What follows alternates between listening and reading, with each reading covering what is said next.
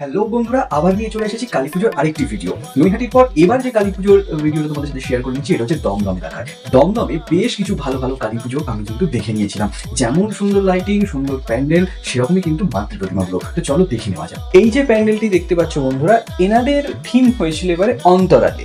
মোটামুটি যেটা বুঝলাম, আমাদের পুরুষ মানুষদের মনের অন্তরালে আমাদের অনেক কিছু শখ আহ্লাদ যেগুলো আমরা চেপে রাখি, যেগুলো পারিবারিক কারণে হোক বা নানা রকম দায়িত্ব পালনের জন্য হোক, যেগুলো আমরা পূরণ করতে পারি না, সেগুলো আমাদের মনের অন্তরালেই থেকে যায়। তো সেই চিন্তা ভাবনাটাকে মাথায় রেখেই কিন্তু ওনারা এই মণ্ডপ সজ্জাটি ওনাদের করেছিলেন।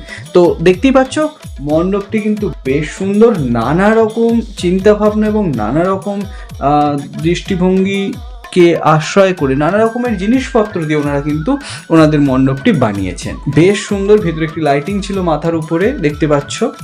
এরপর দেখে নেওয়া যাক এনাদের মাতৃ প্রতিমাটি। এনাদের মাতৃ প্রতিমাটি বেশ সুন্দর, আমার তো খুব সুন্দর লেগেছে।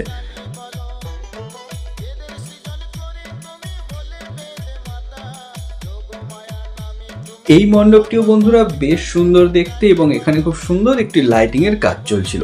এখানকার মাতৃ প্রতিমাটির একটি বিশেষত্ব দেখলাম, মাথার উপরে মা দুর্গা রয়েছেন, অর্থাৎ একই সঙ্গে দুর্গা এবং কালী। তো তোমরা দেখতেই পাচ্ছ বিগ্রহটি কতটা সুন্দর। সত্যি বলতে দমদমে যে এত সুন্দর সুন্দর কালী পুজো হয় আমার এটা জানা ছিল না। তো যেমন ভিড়, গাড়ি নিয়ে তো যাওয়াই যাচ্ছিল না, তার মধ্যে লাইন দিয়ে হেঁটে হেঁটে হেঁটে হেঁটে যথেষ্ট সময় লেগেছে। দেখতেই পাচ্ছ এই প্যান্ডেলে কীরকম ভিড় রয়েছে। এনারা কিন্তু অনেকটা ওই সরা পেন্টিং যেরকম হয়ে থাকে তার ওপর সেই আদলে ওনারা ওনাদের মণ্ডপটি সাজিয়েছেন।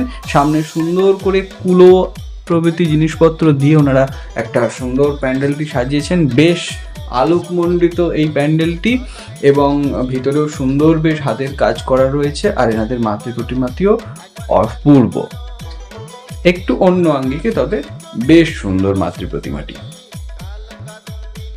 এরপর যে ঠাকুরটি দেখে নিয়েছিলাম সেটি হলো RN গুহ রোডে দমদমের বড় কালী। বড় কালী বললে কিন্তু দমদমে এক ডাকে সবাই এই পুজোটিকে চেনে। তো দেখে নিয়েছিলাম সেটি। তারপর দমদমের বুকে একখণ্ড রাজস্থান খুঁজে পেয়েছিলাম। এনারা রাজস্থানের আঙ্গিকে বেশ সুন্দরভাবে ওনাদের মণ্ডপটি সাজিয়েছেন। সেই রাজস্থানী একটা ফ্লেভার এখানে পাওয়া যাচ্ছে, এবং মাতৃ প্রতিমার মধ্যে একটা রাজস্থানী ভাব রয়েছে। তো বন্ধুরা, তোমাদের কেমন লাগে আমার ভিডিওগুলো অবশ্যই কমেন্ট করে জানাতে ভুলো না। সাবস্ক্রিপশন দিয়ে আমার পাশে থেকো, বন্ধুদের মধ্যে শেয়ার করে নিও। অপেক্ষা করো, সঙ্গে থাকো, ফিরছি নতুন একটা ভিডিও নিয়ে খুব তাড়াতাড়ি।